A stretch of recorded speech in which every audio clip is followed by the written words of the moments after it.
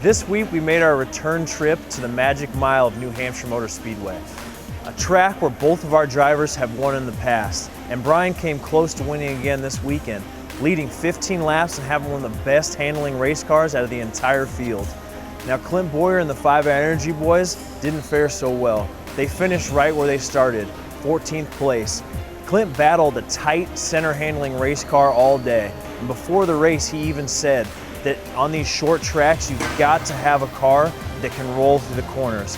And they battled this all day long with a forward to back moving position day, working on that, trying to cure that handling through the center of the turn. The last third of this week's race was slowed by 15 separate on-track incidents, causing 63 caution laps that totally threw out everybody's plan to conserve fuel mileage, helping some and hurting others. Now our question this week was, how does a driver save fuel under green and under yellow laps?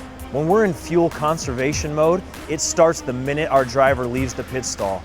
At this point, our crew chief determines just how much fuel we packed into the cell by weighing the cans before and after the stops. Then he relays this to the driver just how many laps we're short of making the checkered. Never how many laps we are short is how much fuel we're going to have to save. Under green, the driver does this by letting off the fuel earlier into the turns and getting onto it later. The more time he's off the fuel, the more fuel he's actually saving.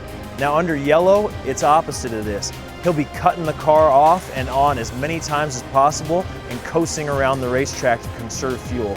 Now the ignition systems we have on this car will typically give you 15 restarts before you have to leave it on for a certain amount of time to recharge the battery. Another question we got this week was, why wouldn't you take fuel after coming in to fix a loose wheel and change 4 tires? Well, typically anytime we come in for a pit stop, we're gonna fill it up max with fuel. The reason why this is the fuel cell is located underneath the deck lid, which would be in the trunk of your street car. And when it's packed with fuel, it has over 100 pounds of Sunoco ethanol fuel in it. Now this 100 pounds pushes down on the rear of the car.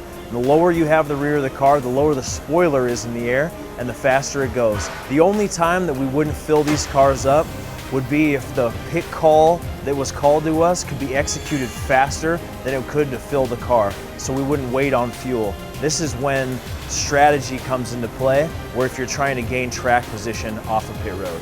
To give you an idea of how we're able to reuse our chassis for multiple races, the primary chassis number 805 that ran this weekend on the number 55 of Brian Vickers also ran earlier this year at the first trip to Bristol, our first trip to New Hampshire, as well as Kansas. Now the backup that we used for this car ran at the last race that we visited at Richmond International Raceway.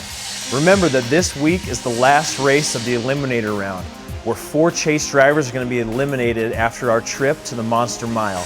This means we're going to see some really hard racing, not only from the chase drivers, but also the quality teams that are not in the chase. Because remember, the most dangerous men are those that have nothing to lose.